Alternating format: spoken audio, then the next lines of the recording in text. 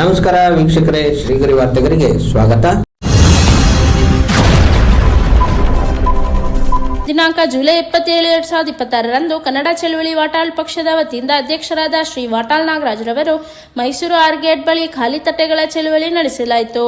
ಈ ಸಂದರ್ಭದಲ್ಲಿ ಪಾರ್ಥಸಾರಥಿ, ಕನ್ನಡಾಂಬೆ ರಕ್ಷಣಾ ವೇದಿಕೆಯ ರಾಜ್ಯಾಧ್ಯಕ್ಷ ಸಂತೋಷ್ ಕುಮಾರ್ ವಿಜಯ್, ಕನ್ನಡ ಹೋರಾಟಗಾರರು, ವಾಟಾಳ್ ನಾಗರಾಜ್ ಅಭಿಮಾನಿಗಳು ಚಳುವಳಿಯಲ್ಲಿ ಭಾಗವಹಿಸಿದ್ದರು.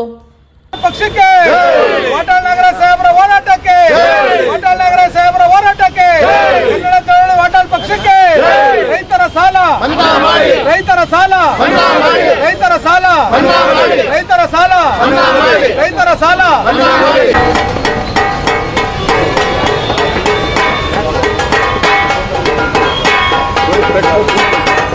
ರೈತರ ಸಾಲ, ರೈತರ ಸಾಲ, ರೈತರ ಸಾಲ, ರೈತರ ಸಾಲ,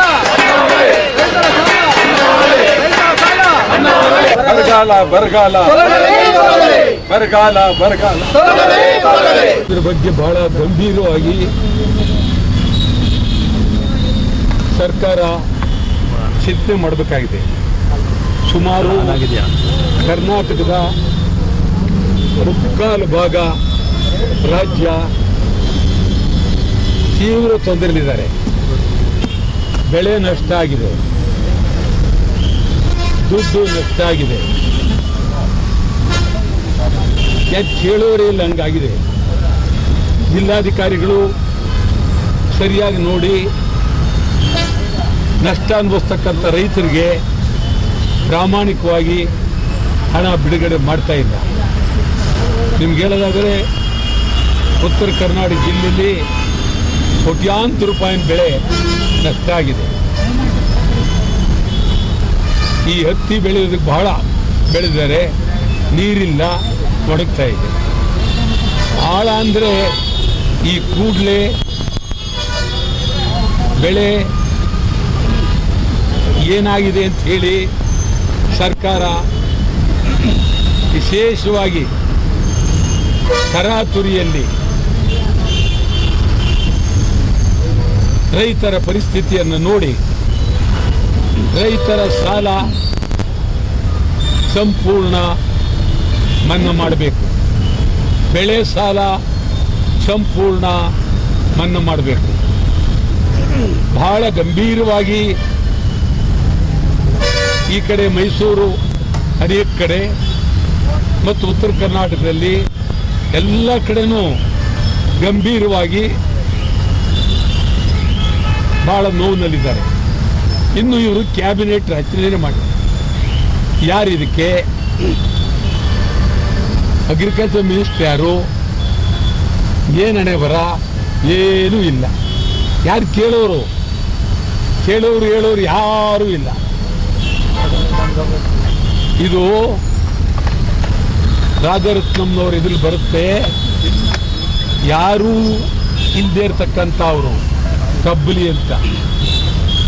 ಆದರೆ ಬೇವಾರ್ಸಿ ಅನ್ನೋದುವೇ ಕಬ್ಬಲಿ ಅಂತಲೇ ಆ ಪರಿಸ್ಥಿತಿ ರಾಜ್ಯಕ್ಕಾಗಿದೆ. ಯಾರು ಕೇಳೋರೇ ಇಲ್ಲ. ಪರಿಸ್ಥಿತಿ ಗುಳೋ ಅಂತ ತಾಳ್ತಾ ಇದ್ದಾರೆ. ಇನ್ನು ಸ್ವಲ್ಪ ಈಗಾಗಲೇ ಪ್ರಾಣ ಕಳ್ಕೊಳ್ತಾ ಇದ್ದಾರೆ, ನೋವಾಗ್ತಾ ಇದೆ. ಉತ್ತರ ಕರ್ನಾಟಕದಲ್ಲಿ, ಮಹಾರಾಷ್ಟ್ರದಲ್ಲಿ ಭಾರಿ ಮಳೆ, ಅದು ಬೆಳಗಾವಿ, ಉತ್ತರ ಕರ್ನಾಟಕದ ಅನೇಕ ಕಡೆ ಭಾಳ ಗಂಭೀರವಾಗಿ ನೋವನ್ನು ಅನುಭವಿಸ್ತಾ ಇದ್ದಾರೆ. ಈ ಕೂಡಲೇ ಸರ್ಕಾರ ಬೆಳೆ ಹಾನಿಯಾಗಿರೋದನ್ನು ತಕ್ಷಣ ಪರಿಶೀಲನೆ ಮಾಡಬೇಕು. ಪರಿಶೀಲನೆ ಮಾಡೋದು ಅಂತಂದರೆ ಅದಕ್ಕೆ ಸಂಬಂಧಪಟ್ಟಂಥ ಮಂತ್ರಿ ಬೇಕು.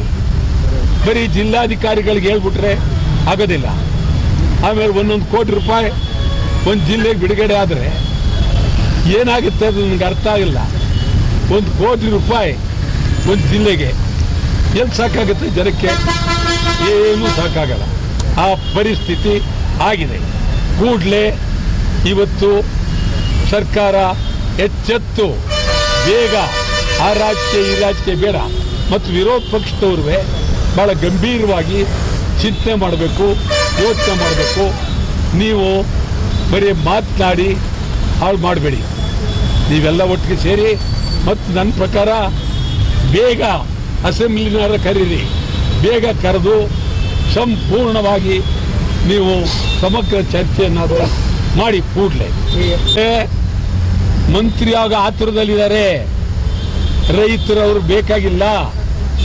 ಇವತ್ತು ಅಲ್ಲಿ ಶಿವಕುಮಾರ್ ಮೀಟಿಂಗ್ ಕರಿಬೇಕಾಗಿರಲಿಲ್ಲ.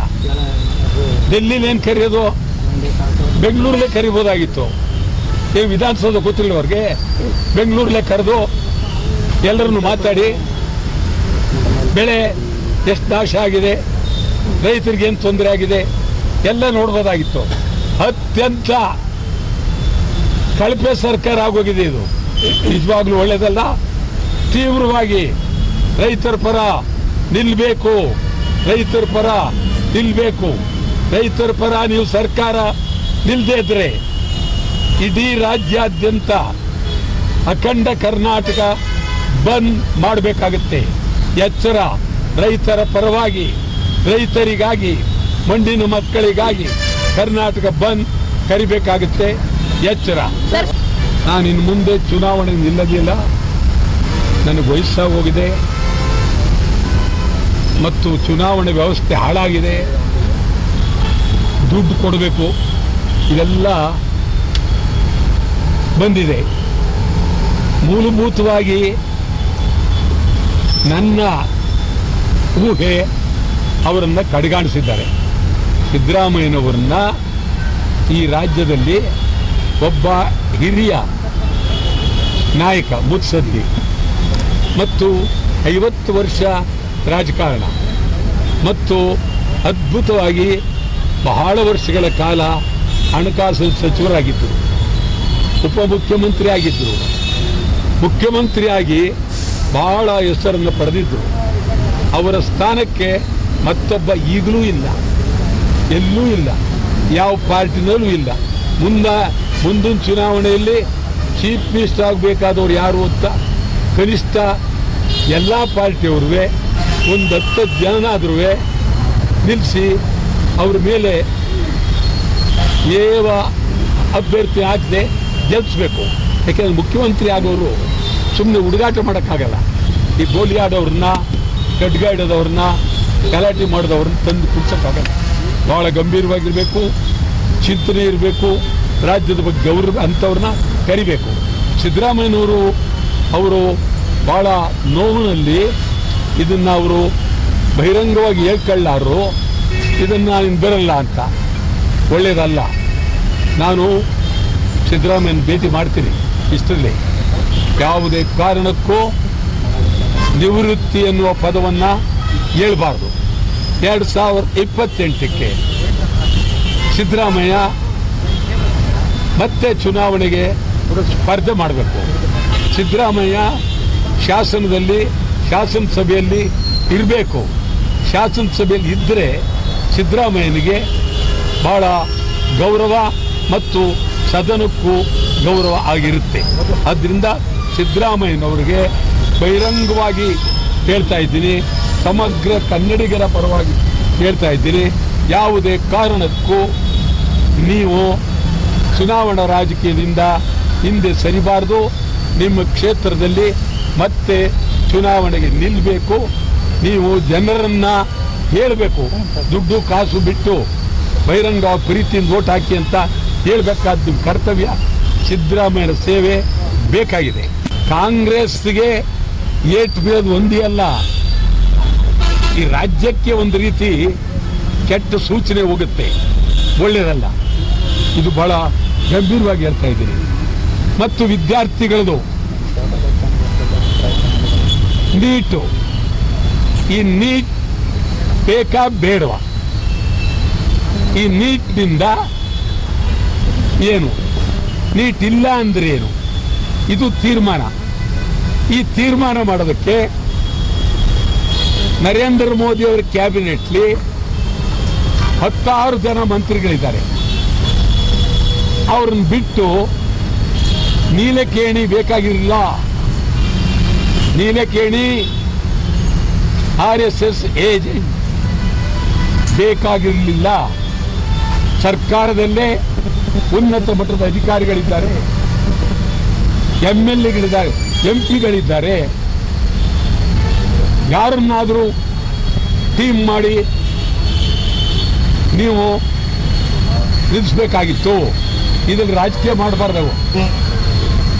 BJP ಕಾಂಗ್ರೆಸ್ ರಾಜಕೀಯ ಮಾಡಬಾರ್ದಾಗಿತ್ತು. ಸರಿಯಾದವರೊಬ್ಬರನ್ನ, ಮಂತ್ರಿ ಆದವ್ರನ್ನೇ ನೀವು ನೇಮಿಸಬೇಕಾಗಿತ್ತು. ಹಾಗೆ ಹೇಳೋದಾದ್ರೆ ಜೋಶಿ ನೇಮಿಸಬಾರ್ದಾಗಿತ್ತು. ಜೋಶಿಗಿಂತಲೂ ಇನ್ನೂ ಬಹಳ ಉನ್ನತವಾಗಿ ಚಿಂತನೆ ಮಾಡ್ತಕ್ಕಂಥವ್ರು ಮೋದಿ ಕ್ಯಾಬಿನೆಟ್ ಇದ್ದಾರೆ. ಮೋದಿ ಕ್ಯಾಬಿನೆಟ್ಲಿ ಅಂಥವ್ರು ನೇಮಿಸಿ ನೀವು ಅವ್ರಿಗೆ ಹೇಳಿದ್ರೆ ಬಹಳ ಗಂಭೀರವಾಗಿ ಕೊಡ್ತಾ ಇದ್ರು. ಧರ್ಮೇಂದ್ರ ಪ್ರಧಾನ್ ರಾಜೀನಾಮೆ ಕೊಟ್ಟರು. ರಾಜೀನಾಮೆ ಕೊಟ್ಟ ಕ್ಷಣಕ್ಕೆ ಅವ್ರು ಏನೂ ಇಲ್ಲ, ಸತ್ವನೇ ಇಲ್ಲ ಅಂತಾರಲ್ಲ, ಬುದ್ಧಿವಂತ. ಆದರೆ ಪರಿಸ್ಥಿತಿ ಈ ಥರ ಆಯಿತು. ಈಗ ಇದೊಂದು ಎಚ್ಚರಿಕೆ ಗಂಟೆ ದೇಶಕ್ಕೆ, ರಾಜ್ಯಕ್ಕೆ. ವಿದ್ಯಾರ್ಥಿಗಳು ಎಚ್ಚರಿಕೆ ಗಂಟೆ. ಭ್ರಷ್ಟಾಚಾರ ಅತಿಯಾಗಿದೆ, ಲೂಟಿ ನಡೀತಾ ಇದೆ. ಪ್ರತಿ ಅಧಿಕಾರಿ ವರ್ಗ ಆಗಬೇಕಾದ್ರೆ ದುಡ್ಡು, ಪೊಲೀಸ್ ಇಲಾಖೆ ವರ್ಗ ಆಗಬೇಕಾದ್ರೆ ದುಡ್ಡು, ರೆವಿನ್ಯೂ ಡಿಪಾರ್ಟ್ಮೆಂಟ್ ದುಡ್ಡು. ದುಡ್ಡಿಲ್ಲದೆ ವರ್ಗ ಇಲ್ಲ, ಬಹಳ ಅನ್ಯಾಯ. ಮತ್ತು ಮೆಡಿಕಲ್ ಸೀಟ್ ದುಡ್ಡು ಕೊಟ್ಟು ಬಂದರೆ ಅವರು ಡಾಕ್ಟರ್ಗಳು ಇಲ್ಲಿ ದುಡ್ಡು ವಸೂಲಿ ಮಾಡ್ತಾರೆ. ಪೊಲೀಸ್ನವರು ದುಡ್ಡು ಕೊಟ್ಟು ಬಂದರೆ ಅವರು ಜನರಿಂದ ದುಡ್ಡು ವಸೂಲು ಮಾಡ್ತಾರೆ. ಭ್ರಷ್ಟಾಚಾರ ನಿಲ್ಲೇಬೇಕು. ಭ್ರಷ್ಟಾಚಾರ ನಿಲ್ಲದೇ ಇದ್ರೆ ಸರ್ಕಾರದ ಮೇಲೆ ಕ್ರಾಂತಿ ಆಗುತ್ತೆ. ಯುವಕರು, ವಿದ್ಯಾರ್ಥಿಗಳು ಬೀದಿ ಬರ್ತಾರೆ. ಹಳ್ಳಿಯಲ್ಲಿ ಯುವಕರು 3 ಡಿಗ್ರಿ ಪಾಸ್ ಮಾಡಿದ್ದಾರೆ. ಅವ್ರ ಬಗ್ಗೆ ಏನು ನಿಮ್ಮದು? ಕಾರಣ ಏನು? ಕನಿಷ್ಠ 10,000 ರೂಪಾಯಿ ಪ್ರತಿಯೊಬ್ಬ ಪಾಸ್ ಮಾಡಿರ್ತಕ್ಕಂಥ ವ್ಯಕ್ತಿಗೆ, ಪ್ರತಿಯೊಬ್ಬರಿಗೂ 10,000 ರೂಪಾಯಿ ತಿಂಗಳು ಕೊಡಿ. ಅವರು ಬೇಕಾಗತ್ತೆ ಬಟ್ಟೆ ಬರಿ ತೊಳೆಯೋದಕ್ಕೆ, ಸಾಬೂನು ತಗೊಳ್ಳೋಕ್ಕೆ, ಸಣ್ಣ ಪಣ್ಣ ಇದ್ದೇ ಇರುತ್ತೆ. ನಾವಿಲ್ಲಿ ಮೇಲೆ ಕೂತ್ಕೊಂಡ್ರೆ ಆಗೋದಿಲ್ಲ. ಇದ್ಯಾವುದೂ ನೀವು ಮಾಡಲಿಲ್ಲ. ಈಗ ನಿಮಗೆ ಎಚ್ಚರಿಕೆ ಗಂಟೆ ಡೆಲ್ಲಿಲಾಗಿದೆ. ಮುಂದೆ ಭ್ರಷ್ಟಾಚಾರದ ವಿರುದ್ಧ ವಿದ್ಯಾರ್ಥಿಗಳು ಬೀದಿಗಿಳಿತಾರೆ, ಕ್ರಾಂತಿ ಆಗುತ್ತೆ. ಎಚ್ಚರ. ನಾನಂತೂ ವಿದ್ಯಾರ್ಥಿಗಳಿಗೆ, ನಮ್ಮ ಕನ್ನಡತೆ ಹೋರಾಟ ಪಕ್ಷ ಸಂಪೂರ್ಣವಾಗಿ ಮೊದಲಿನಿಂದಲೂ ಬೆಂಬಲ ಕೊಡ್ತಾ ಇದ್ದೇವೆ. ವಿದ್ಯಾರ್ಥಿಗಳಿಗೆ ನಿಮ್ಗೆ ಹೇಳೋದಾದರೆ, ಮೊದಲು ಈ ಕಾಯಿಲೆ ಬಂದಿತ್ತು, ಕರೋನಾ ಕಾಯಿಲೆ ಬಂದಾಗ ನಾನು ಎಲ್ಲರನ್ನು ಪರೀಕ್ಷೆ ಇಲ್ಲದೆ ಪಾಸ್ ಮಾಡಿ ಅಂತೇಳಿ ನಾನು ಮೊದಲು ಹೇಳಿದೆ. ಆ ಕೇಸು ಇನ್ನೂ ನಡೀತಾ ಇದೆ. ಆದ್ದರಿಂದ ಇಡೀ ವಿದ್ಯಾರ್ಥಿಗಳ ಪರವಾಗಿ ನಾನಿದ್ದೇನೆ. ಭದ್ರವಾಗಿರಿ, ಧೈರ್ಯವಾಗಿರಿ, ನಿಮ್ಮ ಜೊತೆಯಲ್ಲಿ ಇರ್ತೇವೆ. ವಿದ್ಯಾರ್ಥಿಗಳ ದೇಶ ಇವತ್ತು ಬರಬೇಕಾಗಿದೆ. ವಿದ್ಯಾರ್ಥಿಗಳ ರಾಜ್ಯ ಇವತ್ತು ಬರಬೇಕಾಗಿದೆ. ಮತ್ತೆ ಮುಂದಿನ ವಾರ್ತೆಗರಿಯಲ್ಲಿ ಭೇಟಿಯಾಗೋಣ. ಶ್ರೀಗರಿ, ನಿಮ್ಮ ಮನದಾಳದ ಗರಿ.